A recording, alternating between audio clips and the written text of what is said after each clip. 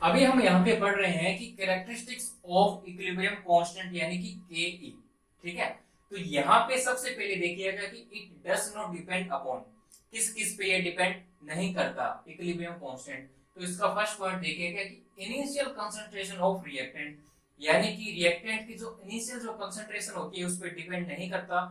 क्या चीज? Equilibrium constant. क्यों डिपेंड नहीं करता? इसलिए डिपेंड नहीं करता क्योंकि लैब के अंदर क्या होता है कि जो कंसंट्रेशन होती है रिएक्टेंट की जो इनिशियल जो कंसंट्रेशन होती है उसकी अमाउंट को आप कम या ज्यादा ले सकते हो।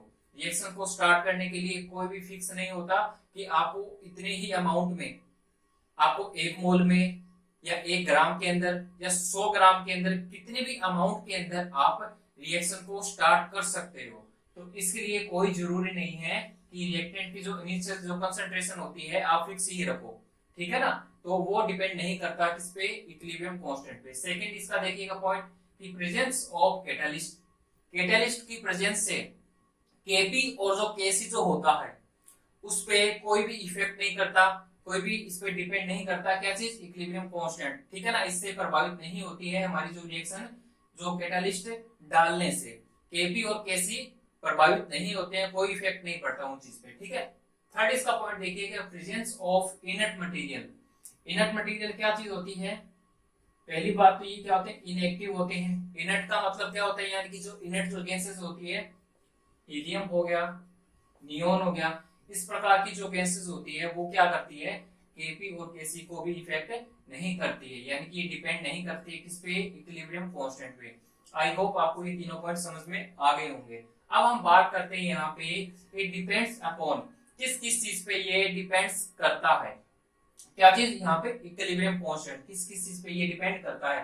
तो सबसे पहले हम यहाँ पे पढ़ रहे हैं कि mode of representation of the reactions. ठीक है, तो अब हम देखते हैं कि सबसे पहले की रिएक्शन यहाँ पे ड्रॉ करते हैं। ए प्लस बी से हमें क्या बनाया? सी बनाया। ठीक है,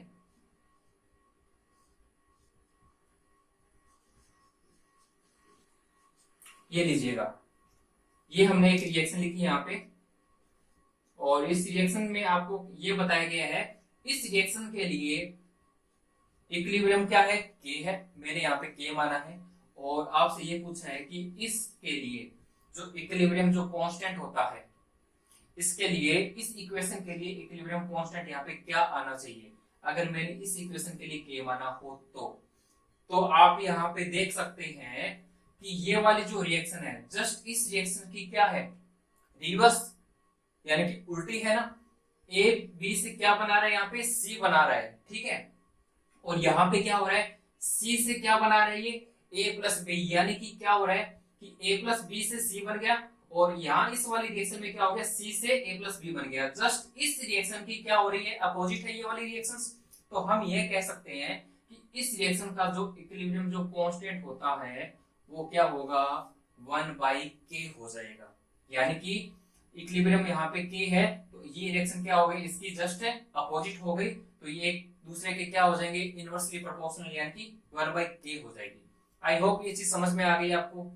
प्रूफ आप ये देख लेते हैं, इसका जो प्रूफ है वो देख लेते हैं कि 1/k कैसे आया।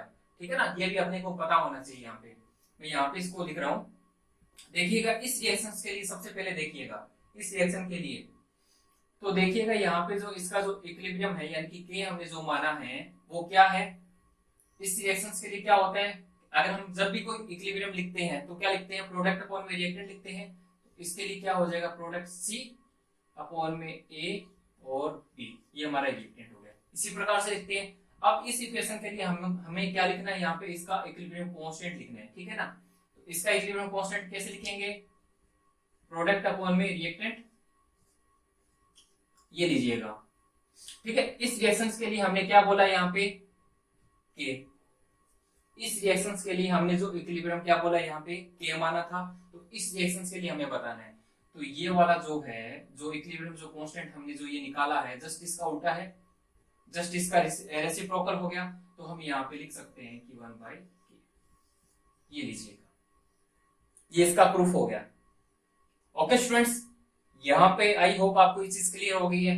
अब अपने क्या करते हैं, कुछ और एग्जांपल लेते हैं। इसी के अंदर है mode of representation of the reaction, इसी के अंदर कुछ पॉइंट्स और हैं जिसको अपने और अच्छे से और बेहतर तरीके से समझ सकते हैं।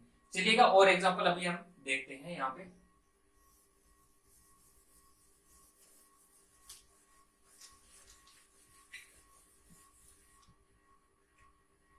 यहाँ पे इसी के अंदर सेकंड पॉइंट देखिएगा, सेकंड टाइप की जो रिएक्शन है N2O2 2NO। ओके स्टूडेंट्स, तो इस रिएक्शन के लिए मैंने बोला यह इक्विलिब्रियम स्टेट में है, ठीक है, इसके लिए मैंने K यहाँ पे माना है, इस रिएक्शन के लिए मैंने यहाँ पे K माना है। और आपको इस रिएक्शन के लिए बताना है जो इक्विलिब्रियम जो कांस्टेंट होता है वो क्या आएगा, आपको ये चीज बतानी है।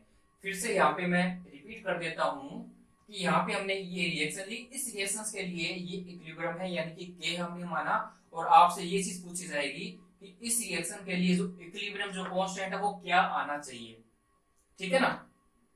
बताइएगा क्या आना चाहिए, यहाँ पे सोचिएगा एक बार, 1 से 2 मिनट आप वीडियो को पॉज करके भी इसका आंसर निकाल सकते हैं, ठीक है ना। तो चलिए देख लेते हैं यहाँ पे क्या हो रहा है। यहाँ पे N2 के कितने मोल ले रखे हैं, सिर्फ 1, और यहाँ पे कितने हैं, 2 है। इसका मतलब क्या हुआ कि इस रिएक्शंस को मैंने यहाँ पे क्या किया है, डबल किया है, यानी कि मल्टीप्लाई किससे किए हैं, 2 से, मल्टीप्लाई 2 से यहाँ पे किया है। इधर भी आपने मल्टीप्लाई 2 से, इधर भी हमने क्या किया, मल्टीप्लाई 2 से रिएक्शन किया है, ठीक है ना।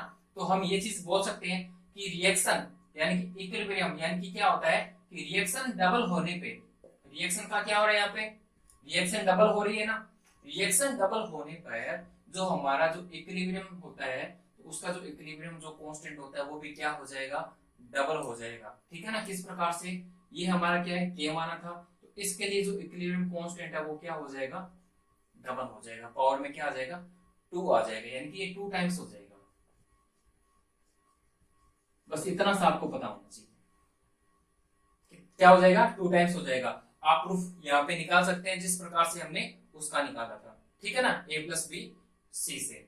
तो उसी प्रकार से क्या इसका भी आप प्रूफ निकाल सकते हैं, क्या आंसर आएगा, यानी कि ये भी क्या हो जाएगी, 2 टाइम्स हो जाएगी। यहाँ पे जो इक्विलिब्रियम है वो कितना टाइम हो जाएगी, 2 टाइम्स हो जाएगी। चलिएगा कुछ और एग्जांपल यहाँ पे ड्रॉ करते हैं।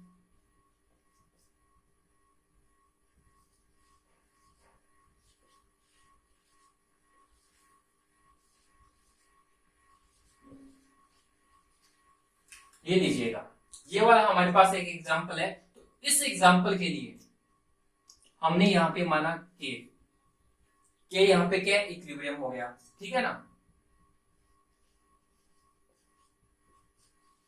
और आपको इस रिएक्शंस के लिए बताना है कि इक्विलिब्रियम जो कांस्टेंट होता है वो क्या आएगा। इसके लिए आपको इक्विलिब्रियम कांस्टेंट यहाँ पे बताना है कि क्या होगा। 1 से 2 मिनट का समय देता हूं आपको, फटाफट इसका आंसर निकाल के बताइएगा कि यहाँ पे जो इसका इक्विलिब्रियम कांस्टेंट है वो क्या आना चाहिए।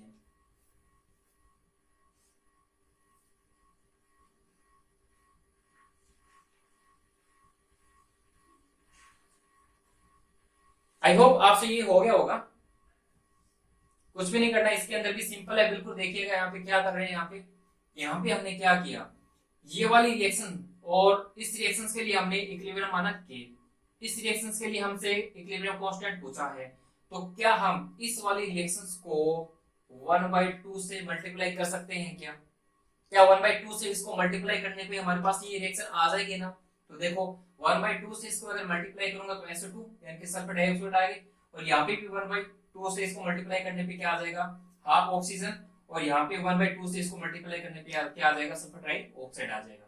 तो यहाँ पे क्या किया मैंने, यहाँ पे मल्टीप्लाई किसका किया, 1/2 से। तो हमारे पास यहाँ पे जो इक्विलिब्रियम जो कांस्टेंट है वो कितना आ जाएगा, k की पावर क्या आ जाएगी, हाफ, यानी कि 1/2 आ जाएगी, ठीक है ना। हाफ टाइम्स ये क्या हो जाएगा, मल्टीप्लाई में चला जाएगा। तो यानी कि रिएक्शंस को हाफ टाइम, यानी कि रिएक्शंस अगर हाफ टाइम हो रही है, रिएक्शंस अगर हाफ टाइम हो रही है तो हमारे पास जो इक्विलिब्रियम होगा, जो इक्विलिब्रियम जो आएगा वो भी कितना हो जाएगा, हाफ टाइम्स हो जाएगा, ठीक है ना। कितना टाइम्स हो जाएगा, हाफ टाइम्स हो जाएगा।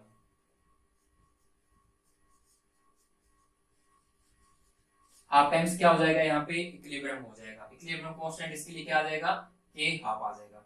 ओके स्टूडेंट्स, इस प्रकार के जो एग्जांपल्स हैं आप कर सकते हो ना। इस प्रकार के क्वेश्चन पूछे जाते हैं, आपको ये दोनों रिएक्शन लिख दी जाती है। इस रिएक्शन के लिए आपको या तो के दिया होता है या कुछ यहाँ पे डाटा दे दिया गया होता है, तो वो आपको कुछ यहाँ से ये चीज पूछ ली जाती है कि इसके लिए जो इक्विलिब्रियम जो कांस्टेंट होता है वो क्या निकलेगा। ओके स्टूडेंट्स, बिल्कुल बेसिक तरीके से आपको ये चीज समझाई है। 3 एग्जांपल यहाँ पे आपको ले लिए गए हैं, ठीक है ना, आपके लिए। अब देखिएगा यहाँ पे एक अपने बेसिक सा एक एग्जांपल ले लेते हैं।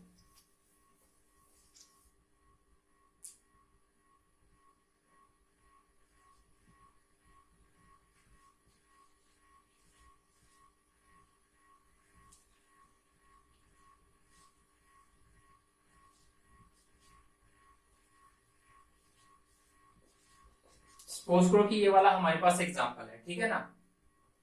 तो यहाँ पे होगा क्या कि जितने टाइम्स ये रिएक्शन होगी तो उसका क्या हो जाएगा, ये चीज आपको चेक करनी है यहाँ पे, ठीक है। एन आपको चेक करना है, यहाँ पे एन कितना है, एनपी, ठीक है। अगर ये के दे रखा है, इसके लिए अगर इक्विलिब्रियम क्या दे रखा है, के दे रखा है, तो कितने टाइम्स ये रिएक्शंस हो रही है, क्या हाफ टाइम्स हो रही है, क्या इसकी डबल हो रही है, या ट्रिपल हो रही है, 4 टाइम्स हो रही है, तो उसके अकॉर्डिंग हमारा जो इक्विलिब्रियम कांस्टेंट है वो क्या आ जाएगा, पावर में एन आ जाएगा। ठीक है स्टूडेंट्स, आई होप ये चीज आप समझ चुके होंगे। ये लीजिएगा, इस रिएक्शंस को आपको अच्छे से देखना है। इस रिएक्शंस के बाद में आप इस रिएक्शंस पे चलेंगे, सॉरी यहाँ पे क्या आएगा, 1/k आ जाएगा, ठीक है ना, क्योंकि जस्ट इसकी अपोजिट है, तो पावर में क्या आ जाएगी, वो n आ जाएगी। कितने टाइम्स ये क्या हो रही है, मल्टीप्लाई में जा रही है, तो वो क्या आ जाएगी, इसके पावर में आ जाएगी, ठीक है ना। ये हमारा आंसर हो जाएगा। इसी के बेस पे अपने क्या करते हैं, एक क्वेश्चन और ले लेते हैं। चलिएगा स्टूडेंट्स, अब हम यहाँ पे फोर्थ टाइप्स की रिएक्शन देखते हैं। मैंने यहाँ पे लिया ए और ए से बनाया बी, और एक और रिएक्शन मैंने लिखी यहाँ पे एक्स और वाई। एक्स से क्या बनाया मैंने, वाई, और ए जो बी है उसके लिए मैंने यहाँ पे माना है K1 इक्विलिब्रियम, और यहाँ पे इस रिएक्शन के लिए माना है K2 इक्विलिब्रियम, ठीक है। और फिर आपको मैंने ये बोला कि इन दोनों जो रिएक्शंस है उनको आपको क्या करना है, ऐड करना है। क्या करना है, यहाँ पे ऐड करना है, यानी कि एडिशन करना है दोनों को रिएक्शनों का। तो जैसे मैंने यहाँ पे इन दोनों रिएक्शनों का क्या किया, एडिशन किया, यानी कि a प्लस एक्स और b प्लस वाई, कुछ इस प्रकार से रिजल्ट हमारे सामने आएंगे। ओके, और फिर आपको फाइनली हमने पूछा कि इन दोनों रिएक्शनों के लिए यहाँ पे जो इक्विलिब्रियम जो कांस्टेंट की जो वैल्यू है वो क्या आएगी, तो आप बताओगे K1 मल्टीप्लाई K2। बस इतना सा करना है। ये जो रिलेशन है आपको ध्यान में रखना है, ठीक है ना, ये रिलेशन आपको ध्यान में रखना है। अब आप पूछोगे कि ये कहां से आया और कैसे आया, तो आपको करना क्या है कि इसका जो प्रूफ है ना वो अभी आपके सामने आ जाएगा। निकाल के देखते हैं इसका प्रूफ क्या होता है। कि सपोज करो कि यहाँ पे जो K1 है, तो K1 के लिए हम इक्विलिब्रियम कांस्टेंट कैसे निकालते हैं, प्रोडक्ट अपॉन में क्या करते हैं, रिएक्टेंट करते हैं, तो हमारे पास क्या आ जाएगा, B अपॉन में A। ओके स्टूडेंट्स, समझ गए। अब हम बात करते हैं इसी K2 के लिए, तो K2 के लिए क्या हो जाएगा, Y अपॉन में क्या हो जाएगा, X हो जाएगा। इतनी चीज समझ में आ गई, ठीक है। अब क्या करते हैं, इन दोनों रिएक्शनों के लिए हम क्या निकाल रहे हैं, यहाँ पे इक्विलिब्रियम कांस्टेंट निकालना चाह रहे हैं। तो इनके लिए क्या होगा, यहाँ पे प्रोडक्ट क्या है मेरे पास में, B और Y, और रिएक्टेंट में हमारे पास में क्या है, A, और यहाँ पे क्या हो गया, X। अब देखिएगा यहाँ पे इक्विलिब्रियम कांस्टेंट B अपॉन में A, B अपॉन में A क्या है, यहाँ पे K1, Y अपॉन में X, Y अपॉन में X, यहाँ पे क्या है, K2 माना हुआ है। ये लीजिए, दोनों सेम है, प्रूफ हो गया यहाँ पे। ये लीजिए, इस प्रकार से यहाँ से ये जो रिलेशन है वो सामने आता है। आपको यहाँ पे क्या करना है, इस प्रकार से ड्रॉ करके नहीं देखना है। तो आपको क्या है कि जो कॉम्पिटिटिव एग्जाम होते हैं इस प्रकार से बहुत टाइम लग जाता है, तो आपको क्या करना है कि जो फाइनल जो रिजल्ट होता है वो आपको ध्यान में रखना है। जब आप एडिशन करेंगे किसी भी रिएक्शंस का, तो यहाँ पे जो इक्विलिब्रियम जो कांस्टेंट आएगा वो क्या आएगा, K1 मल्टीप्लाई क्या आएगा, K2। सिर्फ इन दोनों को आप मल्टीप्लाई कर देना, दोनों के दोनों इक्विलिब्रियम कांस्टेंट को, आपका जो इक्विलिब्रियम कांस्टेंट है वो आ जाएगा, ठीक है। उसी प्रकार से देखिएगा 5th नंबर पॉइंट पे, मैंने यहाँ पे माना M से N कोई रिएक्शन है और P से Q, ठीक है ना। और इसके लिए मैंने इक्विलिब्रियम कांस्टेंट माना K1 और इसके लिए मैंने माना K2, ठीक है। और मैंने इस बार बोला कि आपको इन दोनों रिएक्शंस को क्या करना है, सब्सट्रैक्ट करना है। क्या करना है, घटाना है। तो क्या करोगे, जब भी आप इनको घटाओगे तो फाइनल जो हमारे पास जो रिजल्ट आएगा वो आप निकाल के बताओगे। इसके लिए जो इक्विलिब्रियम कांस्टेंट है वो आपको मैं बता देता हूँ क्या करना है। जब भी आप इनको सब्सट्रैक्ट करोगे तो आपको क्या करना है, यहाँ पे K1 अपॉन में K2, इन दोनों को क्या कर दोगे, रिएक्शंस को डिवाइड कर दोगे। क्या कर दोगे, डिवाइड कर दोगे यहाँ पे, ठीक है ना। आपका यहाँ पे इक्विलिब्रियम कांस्टेंट निकल के आ जाएगा, ठीक है ना। ये मैं आप पे छोड़ता हूँ क्या आना चाहिए, और इसका जो विद प्रूफ है वो भी आप निकाल के जरूर देखिएगा, ठीक है ना। इतनी चीज आपको समझ में आई। आगे चलते हैं नेक्स्ट पॉइंट पे यहाँ पे। तब तक आप इन चीजों को फिर से एक बार देख लीजिएगा कि हमने जो रिजल्ट है वो कैसे निकाले हैं। एडिशन करने पे इसका रिजल्ट क्या आता है, सब्सट्रैक्ट करने पे इसका रिजल्ट क्या आता है। ओके स्टूडेंट्स, अब क्या लेते हैं, इसी के बेस पर एक क्वेश्चन अपने कर लेते हैं कि कैसा आता है, ठीक है ना। वो भी अपने को पता होना चाहिए।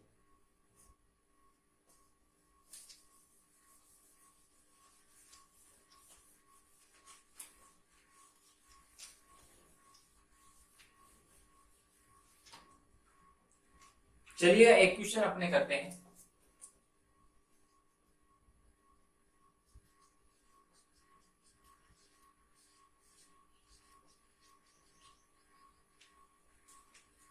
इस इक्वेशन के लिए आपको जो इक्विलिब्रियम दे रखा है वो दे रखा है 49। सभी के सभी गैसेस फेज में है, सभी के सभी गैसेस फेज में है। और एक और रिएक्शन है हाफ H2 और हाफ I2। इसके लिए आपको यहाँ पे क्या बताना है, वही इक्विलिब्रियम कांस्टेंट आपको यहाँ पे बताना है। ऑप्शन भी चलो दे देते हैं आपको।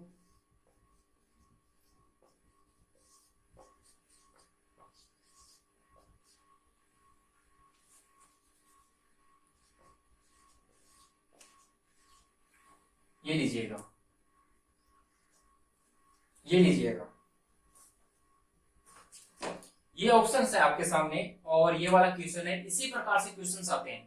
आपको क्या दे देगा यहाँ पे, इस रिएक्शन के लिए इक्विलिब्रियम की जो वैल्यू है, के की जो वैल्यू है वो 49 दे देगा।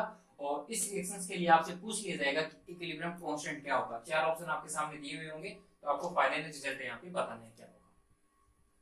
जो अभी तक हमने पढ़ा है कि जो इक्विलिब्रियम जो कांस्टेंट होता है वो किस किस पे डिपेंड करता है, mode of representation of the reactant, ठीक है ना।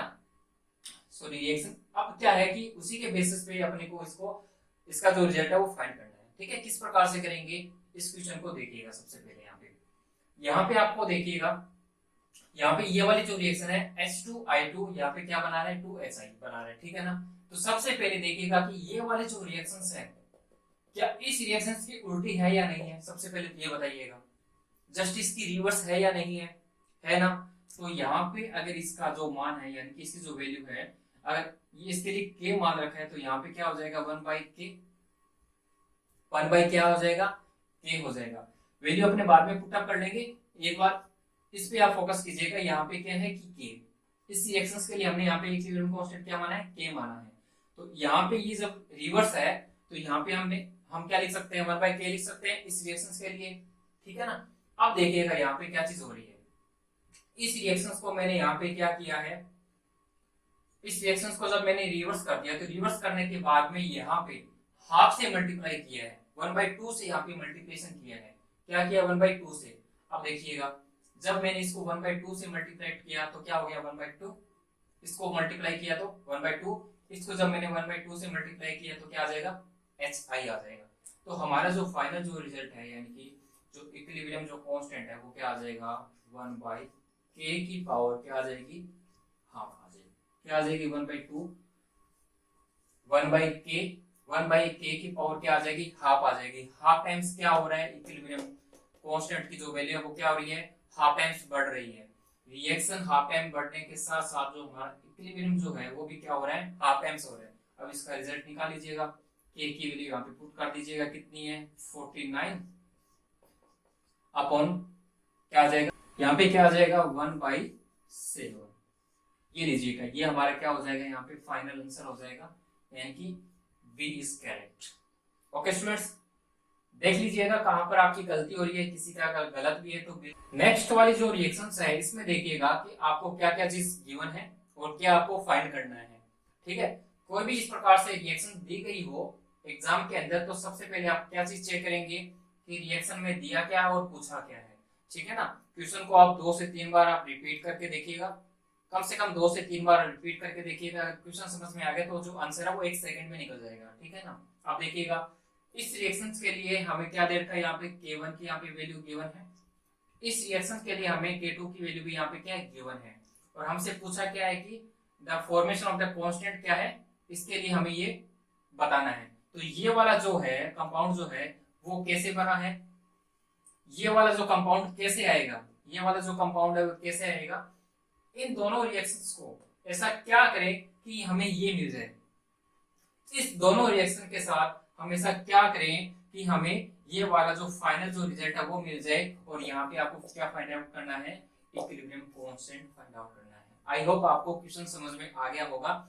K1 K2 की वैल्यू अपने को गिवन है, इक्विलिब्रियम कांस्टेंट आपसे पूछा गया है, फाइनल रिजल्ट आपके पास में ये है।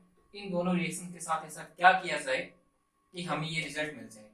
ठीक है ना, तो यहाँ पे देखिएगा क्या हम इन दोनों रिएक्शंस को ऐड करके देख लें, यानी कि एडिशन करके देख लें इन दोनों रिएक्शंस का। एडिशन करने पे क्या होगा, एडिशन करने पे क्या होगा, सबसे पहले तो जो चीज कटती है उसको काट दीजिएगा। यहाँ पे देखिएगा ये वाला जो कंपाउंड है ये वाला कट जाएगा, दोनों अपोजिट है। ठीक है ना, और अब हमारे पास कुछ और है कटने के लिए, नहीं है, ये नहीं कटेंगे क्योंकि दोनों के दोनों रिएक्टेंट है, इसलिए नहीं कटेंगे, सेम फेज के अंदर है ये। ठीक है ना, अब देखिएगा हमारे पास में क्या ये चीज बन गई है, सिल्वर प्लस, ठीक है, अमोनिया यहाँ पे कितने मोल, 2 मोल है यहाँ पे। ठीक है, और ये वाला कंपाउंड हमारे पास में आ गया है। ठीक है, ये चीज हमने फाइंड आउट कर ली है, रिएक्शंस को ऐड करने पे हमें ये मिलता है। अब तो बहुत इजी हो गया, यहाँ पे आपको क्या रिलेशन बताया था, जब भी रिएक्शंस ऐड होती है तो K1 मल्टीप्लाई क्या करना है आपको, K2 मल्टीप्लाई करना है। ठीक है, दोनों जो इक्विलिब्रियम जो कांस्टेंट है, इक्विलिब्रियम कांस्टेंट निकालने के लिए यहाँ पे जो इक्विलिब्रियम आपको जो गिवन है, जो वैल्यू है, उसको आपको क्या करना है, सिर्फ मल्टीप्लाई करना है। ठीक है ना, K1 मल्टीप्लाई क्या करना है, K2। तो यहाँ पे हमारे पास में क्या है, K1 कितना है 3.5 मल्टीप्लाई 10 की पावर -3। K2 की यहाँ पे वैल्यू क्या दे रखी है 1.7 इंटू 10 की पावर -3। ठीक है ना, बस कुछ नहीं करना, दोनों को मल्टीप्लाई करना है। तो देख लीजिएगा जो पावर होती है वो ऐड हो जाती है, यानी कि कितनी हो जाएगी -6। इन दोनों को आप मल्टीप्लाई करोगे तो कितना हो जाएगा 3.5 इंटू 1.7। इन दोनों को मल्टीप्लाई करोगे तो इसको अगर 2 मान लिया जाए तो 35 इंटू 2 70, 5.9, ये इसका आंसर आ जाएगा, एग्जैक्ट आंसर जो है वो आ जाएगा। ओके, आपको सिर्फ कुछ नहीं करना, सिर्फ आपको क्या है कि जो हमने जो रिजल्ट आपको निकाल के दिए हैं सिर्फ आपको सिर्फ वही याद करने हैं। जो उसके बाद में तो क्या कैलकुलेशन है वो तो खुद पे डिपेंड करता है, कैलकुलेशन आती है तो हम आंसर निकाल देंगे। अगर आप यहीं पे ही गलती कर दोगे तो फिर तो पूरा का पूरा गलत हो जाएगा। इसलिए क्या है कि आपको ये चीज जो रिलेशन आपको बताए गए हैं कि एडिशन करने पे आपको क्या करना है, सब्सट्रैक्ट करने पे आपको क्या करना है। ठीक है ना, तो इस प्रकार से आपको जितने भी ये कॉन्सेप्ट आपको बताए गए हैं अच्छे से इनको एक चार्ट के अंदर या इनको अंडरलाइन करके या इंपॉर्टेंट लगा के इनको रखा करो। ठीक है ना, तो एग्जाम टाइम में सिर्फ यही चीज अपने को पढ़नी होती है। आई होप ये वाला जो क्वेश्चन आपको समझ में आया होगा।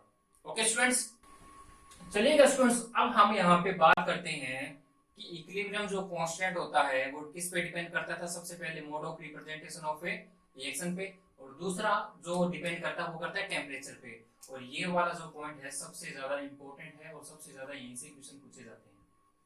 ठीक है ना, तो यहाँ पे क्या है कि आपको यहाँ पे एक रिलेशन दिया जाएगा, उस रिलेशन के बेस पे आपको यहाँ पे बताना होगा कि जो इक्विलिब्रियम जो होता है उस पे क्या इफेक्ट पड़ता है जब हम टेम्परेचर को इंक्रीज करेंगे या डिक्रीज करेंगे। ठीक है ना, तो वो जो रिलेशन आप उसको याद कीजिएगा, log 10 K2/K1 is equal to del H 2.303 R।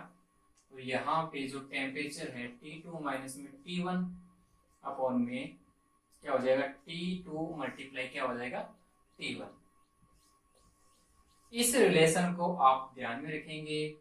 जो डेल एच होता है वो क्या होती है, एंथैल्पी होती है। ओके, एंथैल्पी ऑफ रिएक्शन, या इसको देसी भाषा में हीट भी बोला जाता है, हीट ऑफ रिएक्शन या heat of reaction. Heat of reactions का मतलब क्या हो गया, यहाँ पे जो हीट है क्या एक्सोथर्मिक है या एंडोथर्मिक है। डेल एच का मतलब क्या हो गया, यहाँ पे जो हीट है वो एक्सोथर्मिक है या एंडोथर्मिक है। एक्सोथर्मिक का मतलब क्या होता है, हीट रिलीज हो रही है, यानी कि हीट क्या है, किसी भी सब्सटेंस से, किसी भी सोर्स से जो हीट है वो बाहर निकल रही है, उसको अपने एक्सोथर्मिक बोल रहे हैं। एंडोथर्मिक यानी कि किसी भी सोर्स, अगर कोई भी हीट अगर रिलीज हो रही है तो उसका अपोजिट क्या होगा, उसका अपोजिट यानी कि हीट को अगर कोई अब्जॉर्व कर रहा है, ठीक है ना, हीट को क्या कर रहा है, अब्जॉर्व कर रहा है, यानी कि उष्मा का अवशोषण कर रहा है, तो उसको अपने क्या बोलते हैं, एंडोथर्मिक बोलते हैं। ओके स्टूडेंट्स, अभी आगे देख लेते हैं। यहाँ पे ये वाला जो रिलेशन आपको ध्यान में रखना है, यहाँ पे हम एक कंडीशन लेके चल रहे हैं कि जो T2 होता है वो बड़ा होता है किससे, T1 से। ये हम मान के चल रहे हैं, ठीक है ना, माना कि लेट, ठीक है ना, ये हम क्या है, मान के चल रहे हैं यहाँ पे कि यहाँ पे जो टेम्परेचर है T2 जो की वैल्यू है वो क्या है, ज्यादा है किससे, T1 से। ये चीज हम मान के चल रहे हैं यहाँ पे। ओके स्टूडेंट्स, अब हम यहाँ पे क्या करते हैं, अब हम यहाँ पे ये चीज करेंगे कि यहाँ पे जो इक्विलिब्रियम जो कांस्टेंट होता है उस पे क्या इफेक्ट पड़ता है जब हम टेम्परेचर को बढ़ाएंगे। तो इसके लिए सबसे जो जरूरी चीज है वो डिपेंड करती है आपके एंथैल्पी पे, कि एंथैल्पी जो है वो क्या है, क्या ये जीरो है, क्या ये नेगेटिव है, क्या ये पॉजिटिव है, एक्सोथर्मिक है, एंडोथर्मिक है। सब चीज इसी पे डिपेंड करेगी आपकी, इस पे डिपेंड करेगी। इसके बेसिस पे आप क्या निकालोगे, यहाँ पे इक्विलिब्रियम निकालोगे। ओके स्टूडेंट्स, समझ में आ गया यहाँ पे। अब देखिएगा यहाँ पे फर्स्ट पॉइंट में, यहाँ पे देखिएगा, सपोज कि यहाँ पे मैं डेल एच कितना ले रहा हूँ, जीरो ले रहा हूँ। माना मैंने डेल एच की वैल्यू यहाँ पे क्या आई है, जीरो आई है। अगर ये जीरो आई है तो सब कुछ क्या हो जाएगा, जीरो हो जाएगा, ठीक है ना। सब कुछ जीरो हो जाएगा तो हमारे पास जो रिजल्ट आएगा वो क्या आएगा, सॉरी, लेस देन क्या हो जाएगा, जीरो हो जाएगा, ऐसा कुछ रिजल्ट आएगा। लो की वैल्यू जीरो अगर आ जाए, अगर किसी भी लो की वैल्यू क्या आ जाए, जीरो आ जाए, तो क्या रिलेशन आता है हमारे सामने, log 10 K2 sorry K2 by K1 equal to क्या आ जाएगा, 1 आ जाएगा। तो हम इसको ऐसे लिख सकते हैं, ये वाला रिलेशन आपको याद रखना है। कब, जब यहाँ पे डेल एच की वैल्यू यहाँ पे क्या होगी, जीरो होगी। यहाँ पे अगर इस एंथैल्पी की वैल्यू क्या होगी, जीरो होगी, तो यहाँ पे जो हमारा इक्विलिब्रियम आएगा वो क्या होंगे, K2 इक्वल टू क्या होंगे, K2 यानी कि दोनों दोनों क्या हो जाएंगे, इक्वल हो जाएंगे। यानी कि यहाँ पे टेम्परेचर को आप बढ़ाओ या फिर टेम्परेचर को घटाओ, या तो आप इंक्रीज करो या आप टेम्परेचर को डिक्रीज करो, तो इस इक्विलिब्रियम पे कोई भी इफेक्ट नहीं पड़ेगा। यहाँ पे जो इक्विलिब्रियम होता है वो क्या हो जाएगा, इक्विलिब्रियम क्या हो जाएगा, यहाँ पे कांस्टेंट हो जाएगा। बताइएगा, इतनी बात समझ में आ गया ना आपको कि डेल एच जो एंथैल्पी होती है इसकी वैल्यू अगर मैं यहाँ पे जीरो मान के चलूंगा तो यहाँ पे जो इक्विलिब्रियम वो हमारा क्या आएगा, कांस्टेंट आएगा, चाहे टेम्परेचर को आप बढ़ाओ या घटाओ। यहीं से क्वेश्चन पूछे जाते हैं कि टेम्परेचर बढ़ाने पे या घटाने पे आपके जो इक्विलिब्रियम पे क्या इफेक्ट पड़ता है, या डेल एच का जो मान है वो क्या रखने पे, ठीक है ना। बस यहीं से क्वेश्चन पूछे जाते हैं। अब यहाँ पे सेकंड पॉइंट लेते हैं और इसमें हम क्या करेंगे, जो एंथैल्पी है वो हम क्या ले रहे हैं इस बार, नेगेटिव। और नेगेटिव का मतलब क्या होता है, यहाँ पे नेगेटिव एंथैल्पी कब होती है, जब हम हीट क्या लेंगे, एक्सोथर्मिक में। एक्सोथर्मिक का मतलब यहाँ पे हीट रिलीज होगी, हीट जब ये बाहर जाती है, जब ये रिलीज होती है, तो ये जो डेल एच है यानी कि जो एंथैल्पी है वो कैसी होगी, यहाँ पे नेगेटिव में होगी। और नेगेटिव का मतलब यहाँ पे डेल एच क्या है, लेस देन जीरो हो जाएगा, ठीक है ना। तो जो रिजल्ट है वो क्या आएगा, log 10 K2 बाई K1 वो भी क्या हो जाएगा, यहाँ पे लेस देन जीरो हो जाएगा। और ये जब लेस देन 0 हो जाएगा, जो इक्विलिब्रियम है वो हमारा क्या हो जाएगा, घट जाएगा। टेम्परेचर के बढ़ाने पर यहाँ पे जो इक्विलिब्रियम है वो क्या हो जाएगा, डिक्रीजेस हो जाएगा। इस चीज का आप यहाँ पे ध्यान रखना, ठीक है ना। बस ये चीज आपको ध्यान में रखनी है कि टेम्परेचर यहाँ पे बढ़ाने पर कब, जब यहाँ पे आप एंथैल्पी क्या ले रहे हो, नेगेटिव में ले रहे हो, यानी कि एक्सोथर्मिक जब आपकी हीट होगी तो उस समय यहाँ पे टेम्परेचर बढ़ाने पर आपका जो इक्विलिब्रियम होता है वो क्या हो जाता है, घट जाता है, ठीक है। आगे चलिएगा,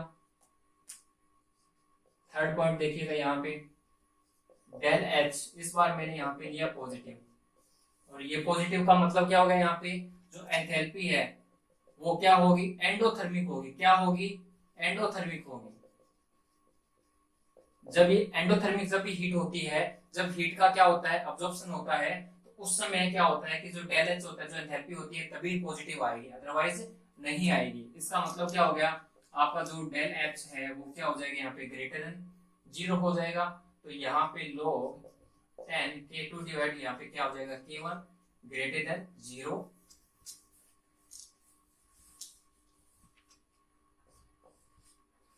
और यहाँ पे क्या हो जाएगा, जो K2 की जो वैल्यू है, यहाँ पे जो K2 का जो मान है वो क्या आ जाएगा, बड़ा हो जाएगा, किससे, K1 से। तो यहाँ पे क्या होगा, रिलेशन क्या बनेगा, यहाँ पे जो टेम्परेचर को बढ़ाने के साथ साथ आपका जो इक्विलिब्रियम जो होता है वो भी क्या होगा, बढ़ेगा, ठीक है। ये 3 रिलेशन है जो आपको ध्यान में रखने हैं, ठीक है ना। एक चार्ट बना देते हैं जिससे कि और अच्छे से क्लियर हो जाएगी चीजें। डेल एच का मान जब मैंने यहाँ पे 0 रखा, डेल एच का मान जब मैंने यहाँ पे 0 रखा, तो टेम्परेचर को बढ़ाओ चाहे यहाँ पे टेम्परेचर को घटाओ, हमारे पास जो इक्विलिब्रियम होता है K1 और K2 वो क्या रहता है, कांस्टेंट रहता है। क्या रहता है, कांस्टेंट रहेगा, ठीक है। डेल एच का जो मान है, अगर मैं यहाँ पे नेगेटिव रखूं, तो नेगेटिव में क्या होता है कि टेम्परेचर को बढ़ाने के साथ साथ आपका जो इक्विलिब्रियम होता है वो क्या हो जाएगा, घट जाएगा। और यहाँ पे जो K1 होता है वो ग्रेटर ग्रेटर देन रहेगा, किससे, K2 से। अगर यहाँ पे मैं क्या करूंगा, डेल एच पॉजिटिव करूंगा, यानी कि एंडोथर्मिक में, तो ये है एक्सोथर्मिक, ठीक है। तो यहाँ पे भी क्या है, टेम्परेचर को यहाँ पे मैं बढ़ा रहा हूँ, तो टेम्परेचर को बढ़ाने के साथ साथ मेरा यहाँ पे जो इक्विलिब्रियम जो होता है वो भी क्या हो जाएगा, बढ़ेगा। इसका मतलब K2 ग्रेटर देन K1। ये जो तीनों रिलेशन है आपको अच्छे से आने चाहिए, यहीं से ही कुछ क्वेश्चन जो है वो पूछे जाते हैं। ओके स्टूडेंट्स, अब क्या है, इसके बाद में ना यहाँ पे आज अपना इतना ही करते हैं, और एक चीज और देख लेते हैं, एक चीज और देख लेते हैं। यहाँ पे एक ग्राफ प्लॉट कर लेते हैं, log K2 by K1 versus किसके, टाइम के, log time K2 by K1, ये K2 है, K2 वर्सेस टाइम। यहाँ पे अपने क्या कर रहे हैं कि इक्विलिब्रियम वर्सेस टाइम के बीच में यहाँ पे ग्राफ प्लॉट कर रहे हैं, ठीक है। क्या होगा जब एंडोथर्मिक रिएक्शन होगी, और क्या होगा जब एक्सोथर्मिक रिएक्शन प्रोसीड होगी। तो यहाँ पे ग्राफ क्या क्या आने चाहिए, आपके अकॉर्डिंग बताइएगा। एंडोथर्मिक का मतलब क्या होता है, यहाँ पे हीट यहाँ पे क्या होती है, अब्जॉर्ब होती है। तो डेल एच की वैल्यू यहाँ पे क्या आती है, पॉजिटिव आती है। डेल एच की वैल्यू यहाँ पे क्या आती है, पॉजिटिव आती है। तो यहाँ पे जो K2 होता है उसका मान क्या होता है, ज्यादा होता है, तो ग्राफ कुछ इस प्रकार से आएगा। और एक्सोथर्मिक में क्या होता है कि जो डेल एच होता है वो क्या होता है, नेगेटिव में होता है। डेल एच क्या होता है हमारे पास में, एंथैल्पी नेगेटिव में होती है, इसलिए यहाँ पे जो K2 है वो क्या होगा, एक घटते हुए कुछ इस प्रकार से,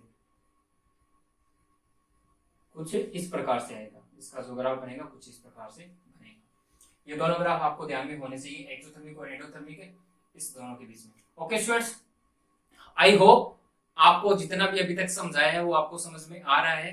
तो अगर किसी ने भी हमारी जो फर्स्ट वीडियो नहीं देखी है तो उसको देखने के बाद ही आप सेकंड वाली वीडियो को विजिट करें, तो आपको और अच्छे से जो कॉन्सेप्ट है वो क्लियर होंगे।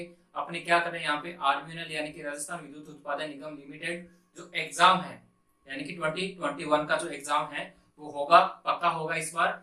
और आपको क्या है कि कॉन्फिडेंटली इस कोरोना के अंदर आपके पास खूब टाइम है, घर पे बैठो, बाहर नहीं निकलना है आपको, ठीक है। सेफ रहो, हेल्थी रहो और पढ़ाई करते रहो, ठीक है ना।